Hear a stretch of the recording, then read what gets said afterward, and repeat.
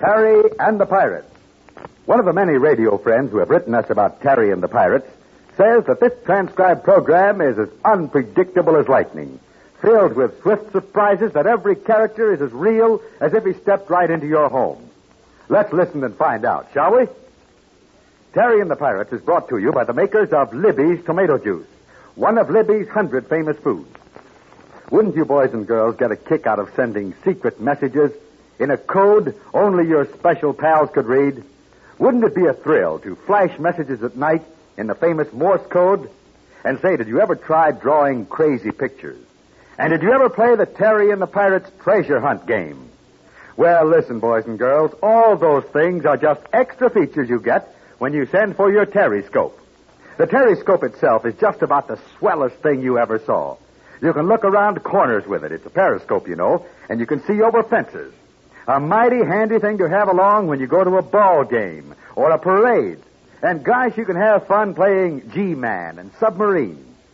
Now, this Terryscope not only has 8 exciting special features, but it's the exact duplicate of the one Terry made himself, the one you've been hearing about in the show. Yes, sir, you yourself can have a Terryscope exactly like the one that's been such a lifesaver for Terry and his pals. Only yours will be brand new, the keenest-looking thing you ever saw. Libby has had this thrilling Terryscope made for you and is offering it for a limited time only on very special terms. Right now, you can actually get the Terryscope for only 10 cents and 2 Libby's labels. Think of it, kids. A Terryscope like the one in the show, with 8 extra special features, including exciting new games and secret codes. All that for just 10 cents and 2 Libby's labels. And more than likely, the 2 Libby's labels you need are in your pantry or icebox right this minute, because they're labels from the 2 grand-tasting juices you've been hearing about on this program. Libby's Tomato Juice and Libby's Pineapple Juice. Just 1 label from each and 10 cents, and the Terryscope is yours. So get your labels right after the show, kids, and just do this. Just print your full name and address and age on the back of 1 label. Then put the labels in an envelope with 10 cents and mail to Terry, care of Libby's, Chicago, Illinois. The word Libby's is spelled L-I-B-B-Y-S. That's the way to get your shiny red and black Terryscope with its tricky picture of Big Stoop and its 8 exciting features. You're sure going to have the time of your life when you get your Terryscope. So send right away to Terry, care of Libby's, Chicago. Enclose a label from Libby's Tomato Juice, 1 from Libby's Pineapple Juice, and 10 cents. And be sure to give your full name and address. And now, Terry and the Pirates. Well, thanks to that Terryscope and the Big Stoop, the small portable radio transmitter, a new and effective invention, will soon be in the hands of Terry and his husky troubleshooting pal, Pat Ryan. Just you wait a minute and listen. But that doesn't mean our friends are safe. Oh, no. They have the invention, but right now they stand in a room in the house of the Dragon Lady. And Terry asks Pat the all-important question. Well, Pat, how do we get away from here with this radio thing? It isn't any bigger than a good-sized loaf of bread, but we can't just walk away from Utong with it under our arm. You're telling me. Well, let's try and figure something out. Stoop, you go over to the door. Watch him for bad fellows. Catch him.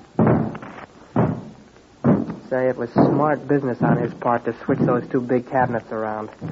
She fooled all of us, even the Dragon Lady. She thinks a third person stole the radio invention. Yeah. And by the way, let's be sure the thing is in this cabinet. Okay, just so long as we're not surprised by somebody bouncing in here. Doors in this thing are not locked very well. Nothing fancy. I think I can almost pry them loose with this paper cutter. You know, maybe we'd better leave the thing right in here until... Ah, now we'll see. Yes, it's in here, Terry. Look here. Who would think that a little box like this could cause all the headaches we've been through? Gee, just think. A little shortwave broadcasting station no larger than a loaf of bread, yeah. Well, let's keep it hidden till we decide the next move. Well, we can't stand in this room all day. Maybe we can smuggle this thing to Dude and the girls and Connie. They're out in Dude's plane or near it.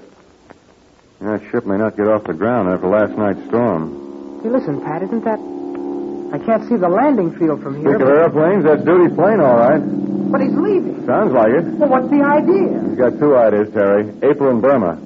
There's no place for those gals. They'll be back in Singapore out of this mess. Yeah, but it sure leaves us in a spot. Maybe, and maybe not. I'll breathe a lot easier if the ladies are out of the picture.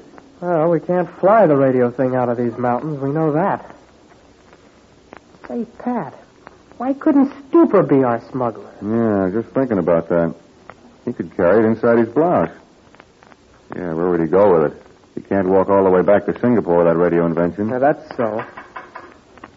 Well, will you look who's outside looking in? It's Connie. Then he didn't go in the plane with It Dude. doesn't look like it. Open the window. Hold it, Connie. I'll open the window. Well, Connie, what's the bad word? Please, Mr. Ryan Pop, is good hello from Mr. Doodle. Well, what did Dude say before he left? Were you with him? That is so. Mr. Doodle explained he fly Missy April, Missy Burma in air wagon to safely so. Yeah, we heard the plane leave and figured that much. Where'd they go? Chongqing, that is safely, says Mr. Doodle. Chongqing, that isn't far. Connie, did the Dragon Lady visit the plane and talk to Dude Hennick and the girls? Perhaps I think such was so. She explained everything happy-dokey for a little while. But say frail ones depart before trouble upset. Frail ones? Yes. Oh, she wanted the girls to get out of Utang, eh? It is better to be front legs of rabbit than hind legs of ox. Well, I'm glad they got out of here. Hey, does she know you're here, Connie? She say, okay if I stay and get shot with boom bullets, same as Honorable Terry and Ryan Top. Well, I'm glad you stayed, Connie, because I've got a plan. And it may work out. You mean to get the radio transmitter out of here? Yeah. You see that wagon out there? The one with the horses hitched to it? Yeah. Well, you see, it looks like it's half filled with hay. Thousand pardons, but that is straw. All right, straw. Well, if we can get under the hay or straw, we can ride away from this place. Sure, but where's the wagon going? How should I know? I don't care. As long as we're away from here. Well, you have that revolver you took from Mr. Keel. Yeah, 6 shots, and then what? No, Terry. Let's shake the dust of this place, but quick. Well, what's the plan? Now, come close to the window. You too, Connie. Yeah. Now, here's what we'll do. That is, if Connie can beg or borrow a nice big loaf of bread. What's a loaf of bread got to do with us getting into that wagon? I'm coming to that. Now, look, Connie, you scout around, and when you get the bread, you start out.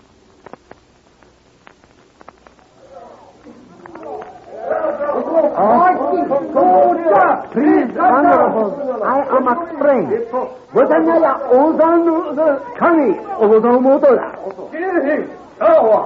Sung Tao, Swimming Pool. Did you think you could get away from Utong without being stopped? Please, Missy, Connie is go home. Too much trouble is enough, and sometimes plenty. What's that under your arm? Food for long journey with feet. Connie had borrowed bread for stomach, which is thin with sorrow. Let me see. I thought at first your gay friends might have sent you away from here with something else. Something about the size of that loaf of bread. Very well, you may go on your way. Where are your friends? Perhaps many friends in Singapore. I mean the boy, Terry, and Mr. Ryan. They are around here. They say, Connie get along with feet, for goodness hurry. You may go. So long. You so long. Please, Missy, Connie begs sorry for help to ride in horse wagon. I see no reason why I shouldn't get rid of you quickly. Yes, you may ride on wagon. Down, bye, down. My liver is torn with gratitude, Missy Lady. May absence of devil dreams attend you. See you hope. Good riddance. Now, take the men back. Let's get on with the search. I'd like to know what luck those 2 Americans are having. They'll never get away from Utong with that radio. I'll see to that.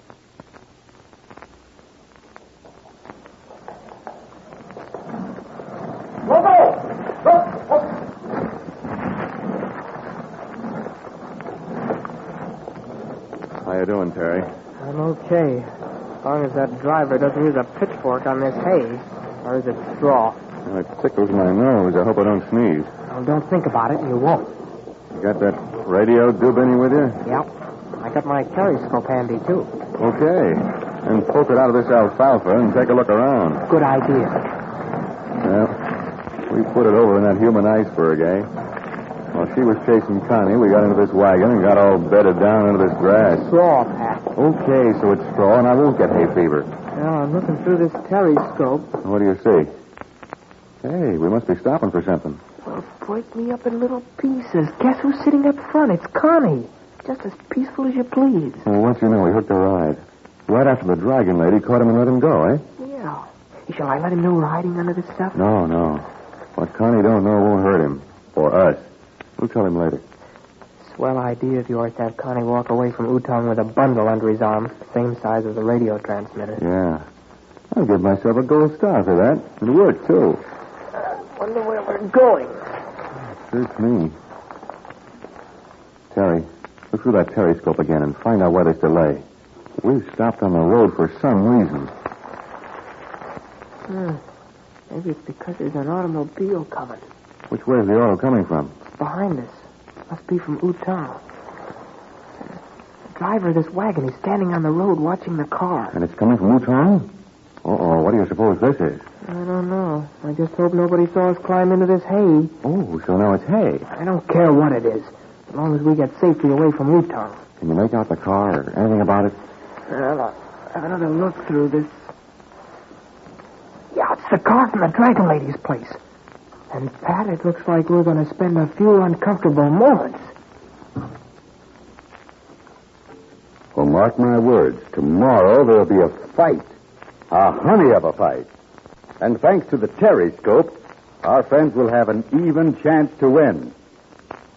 Now, don't forget, boys and girls, that you can get a Terryscope just like the one in the show.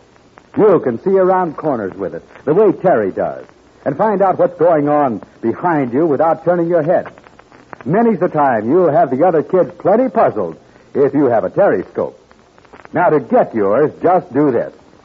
Take a label from a can of swell Libby's tomato juice and another from Libby's pineapple juice. On the back of one, print your full name and address and give your age. Then mail the labels with 10 cents to Terry in care of Libby's, Chicago, Illinois. Now, you know how to spell Libby's, L-I-B-B-Y-S. Now, get your labels and dime into the mail tonight, so you'll get your Terryscope quick. Boy, will you be thrilled when it comes. Why, there's all kinds of fun for you in the Terryscope. Why, it's got secret codes you can use with your special pals, and new games, and a swell trick you can do with a picture of Big Stoop, making him get real tall and then very short. So send in your Libby's tomato juice and Libby's pineapple juice labels with just 10 cents right away. Enclose your full name, address, and age, and mail to Terry in care of Libby's, Chicago, Illinois. Libby will shoot your Terryscope right back. And so, if you want to see how two Americans can hold their own against the pirates, then make a note to have a radio box seat for next Monday's transcribed adventure. The gayest, most slam-bang story of the year. A story that always opens with this.